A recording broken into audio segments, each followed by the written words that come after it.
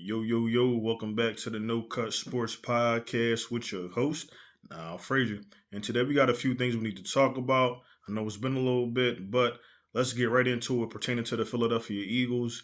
As we all know, today we were waiting for the Patriots versus Philadelphia Eagles joint training camp up in Foxborough. Some things transpired. Nothing I ain't gonna say it wasn't nothing too crazy. It was. I'll say I'll put it like this because it's still practice, so I don't take it. Um, how can I say? I don't take it to heart. So, but it's just to me, season hasn't started yet. We still got some things that we can work out. But just getting into it, man. I know I missed the training camps and things like that. And we still have a few more weeks into the beginning of the regular season for the NFL. But just talking about today, like I said, Philadelphia were up there at Foxborough. They had their training camp. Big thing, big storyline would be AJ Brown. Now you know he's with the Patriots. How he was going to perform against his former team, the Philadelphia Eagles. Um, Biggest thing was he had a great day.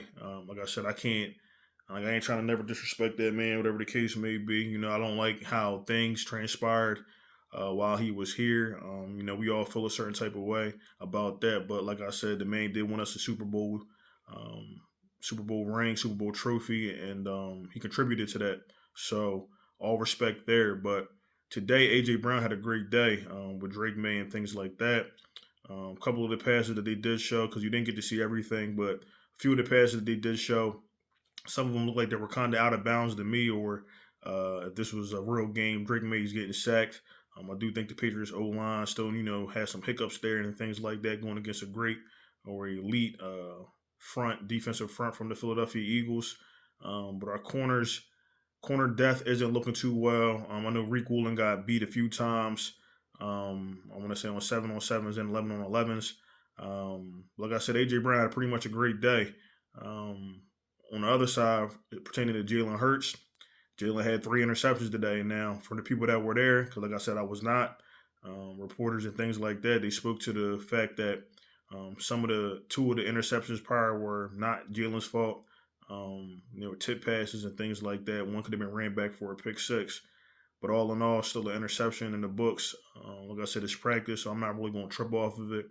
But they do have another joint practice tomorrow, which I'm trying to go live for and things like that. I'm out working right now, so I'm gonna try to make this video pretty quick, just to give y'all a little taste of what was going on. If you didn't get a chance to see it from other Eagles content creators, so. But like I said, man, the biggest thing was Jalen Hurts had 3 interceptions. He didn't complete a touchdown, but at the same time, he did have some passes, a deep ball to I want to say Moore, couple nice passes and one on ones and things like that. So I never really worried about Hurts, but at the same time, I know this could possibly be a difficult situation because I know we always talk about the talent of a player. Like we got, and I don't want to keep always bringing Josh Allen up because I feel like I pick on him, but we always talk about the talent of these players, but then it's also the mentality of these players as well. How's your mental when you're going into these games or into these practices, especially with a storyline going on? You and your ex best friend, or however you want to chalk it up to be, you know, AJ Brown wants to leave the Philadelphia Eagles after having multiple. Every season he's been here, he has had over 1K yards, and that's contributed to Jalen Hurts and then the offense that they're running at the time. But at the same time, how it ended. And that was the biggest thing with me. They asked AJ Brown today after practice, did he get a chance to talk to Jalen Hurts? And he just simply said no. And he said, if you ask me this question, it's going to turn into something negative. He said, let's keep it positive, right? Which I'm taking from that is, either the media is going to spin it, but at the same time, AJ Brown really has never addressed the situation of why he wanted to leave the Philadelphia Eagles organization. Like I said, they ended up trading for him back in 22 or 21, whatever the situation was during that draft. Um, Made him a highest player a few times, highest paid wide receiver a few times, gave him the money, traded him right, and he still wanted out. And the rumors that went around and people speculated about the masseuse and all that, but we ain't got to really get into all that. But he's never really addressed the situation for fans. They also asked Smitty if he's spoken to AJ, and he's also said no. So I do think there's a little dysfunction or disconnection there. because Smitty has said multiple times before when AJ was here that they talked every day. Kids talk, things like that. But whatever's going on with AJ Brown, it's no longer our problem as of now because, like I said, he is a Patriot. But at the same time, he's never really addressed the situation why he didn't want to be here no more. Hold whatever grudge he wants to hold against Jalen Hurts because Jalen Hurts still spoke highly of AJ, said he still loves him and has love for him and things like that. As y'all know, the phone call when he got traded to the Philadelphia Eagles, Jalen Hurts has been in AJ's life for a long time, even when AJ has gotten drafted in the NFL. Jalen Hurts was there. Excuse me. So Godfather of his daughter, and things like that. And like I said, from right now, I don't know how all that work is working out, but these are the things that were going on prior to this disagreement or the dysfunction kicking in. I do think as grown men, we all get to a point in our lives where your family becomes your most important thing, and sometimes you drift apart from friends or not even just having a family. Certain people don't do the same things that they used to do or into the same things that they used to be into, and people fall apart. So I know for Jalen Hurts, like I said, he had 3 interceptions today. I think I still not, and I know people want to sit there and I'm in these little NFC East groups, trash, smack talking groups, and they sitting here coming at Jalen and all that, which is fine. I understand, but it's practice. Now, like I said, if we get into the season, like week 3, week 4, and we're seeing inconsistency with Jalen Hurts, and I'm gonna come at Jalen Hurts too as well, man. Nobody is bigger than the program here for the Philadelphia Eagles. So, but I do think along the lines of Jalen Hurts going out here tomorrow and being a little bit more precise, I think his wide receiver depth is getting kind of finicky because Devontae Smith didn't practice today, and Mekhi Lemon has not been practicing. For Mekhi Lemon to be your first round draft pick, it's going to start to be speculations about how his health and how he's going to be able to hold up in his league.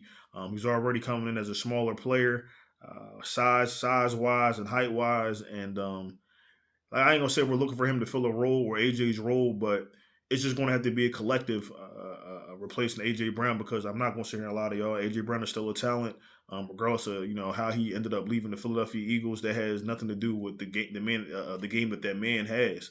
But it also goes to show me today that he's been checked out with the Eagles. He asked for a trade week 4. He goes on Jinky Rondo's podcast or stream and says all these different things talking about how you can drop him from fantasy and things like that, saying all this stuff. And they just got to a point where the Philadelphia Eagles had to make that trade because there was no other trade interest at the time for AJ Brown. Excuse me. So all in all, like I said, man, all love to AJ Brown. Even though I still troll him and things like that in the comments and stuff like that, but it's all love. Like I said, he brought us a Super Bowl here, but it just goes to show you that he kind of did fold on the season, man. He was checked out. I know people are sitting here making excuses for how he feels, but like I said, me personally, you getting paid to play. I expect 100% effort from any and every player, and I don't feel like we got that all the way up to that 49ers game where some people want to sit there and be like, well, it was Jalen's fault, but the ball's in the vicinity, man, and it's touching your hands or it's in the vicinity, you got to be able to catch that ball. So I don't feel like he gave maximum effort throughout the season for the 49ers game and things like that, and that's my opinion on that situation. Because he can go up here today, and he's been, maxing out in practices with the Patriots, new scenery, new home, and you might want to do the best that you can. But at the same time, I didn't feel like we got that effort when he was here the year before. So, but I will be trying to go live tomorrow for the joint practices. Well, I am going to go live tomorrow. I should be off. So I think it starts at 10:15 again, if I'm not mistaken. So please stay tuned with that. But just moving forward, before I hop off of here, they did say that the run game looked pretty good today with Saquon Barkley and Tank Bigsby, also involving those guys in the receiving game as well. But I would like to see Devontae Smith, if he can come back tomorrow, that'd be great. But I would like to see Jalen with his starting five. Excuse me, not starting five, starting wide receivers, excuse me, and see how he does because he's sitting here throwing to Covey. That's not going to be a situation in the season where he's throwing to Covey unless we're really depleted in wide receiver depth. So they said Wicks had a great day. So he's probably locked in for wide receiver too. And then Darius Cooper had a couple good reps too as well. So I just want to see, what transpires from this. Like I said, it's joint practices. We have another one tomorrow. Then we play them preseason. I don't know what day it is. I don't have the schedule in front of me. Like I said, I'm at work.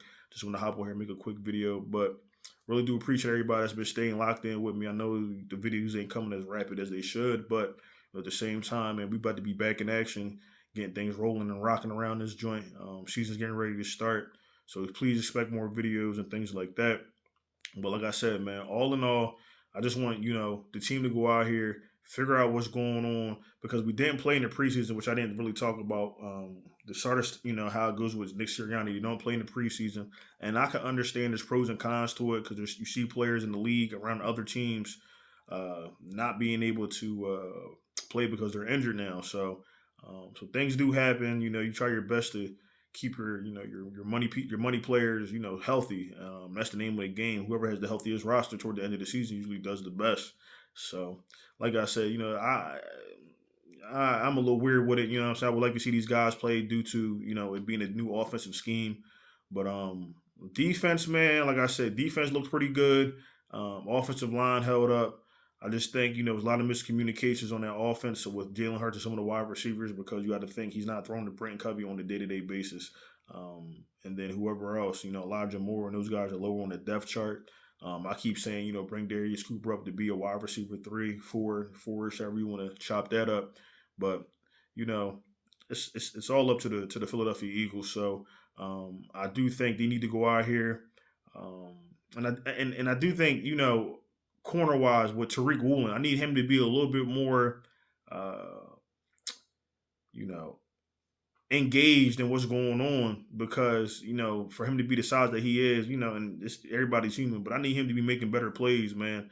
I feel like you get what you get out of Quinyon. I feel like you get what you get out of Cooper DeJean, even though he was getting exposed a little bit because it's just it's football, man. He's used to playing in the slot and things like that in the nickel, and having to guard somebody has not really been his forte. At least to me, I know he's done. He's had a couple of good games, but a lot of times it's not as good as we want it to be. So, with that being said, man, like I said, I do hope we come out here tomorrow with a different game plan. I think the name of the game is, man, it's aggression too. Like Jalen Hurts and all those guys, I know, be nice and all that, but this is football, man. This is a gladiator sport, so I'm expecting these guys to come out here and put their best foot forward, man. I don't want nobody to get hurt, but impose your will, man. It's a great team, and hopefully, like I said, tomorrow they can come out here and do what they need to do. But stay tuned. Like I said, I'll be live tomorrow. Hopefully, I'll see all y'all there. And with that being said, you already know, man. Go Birds. I'ma holla at y'all. Y'all be safe, man.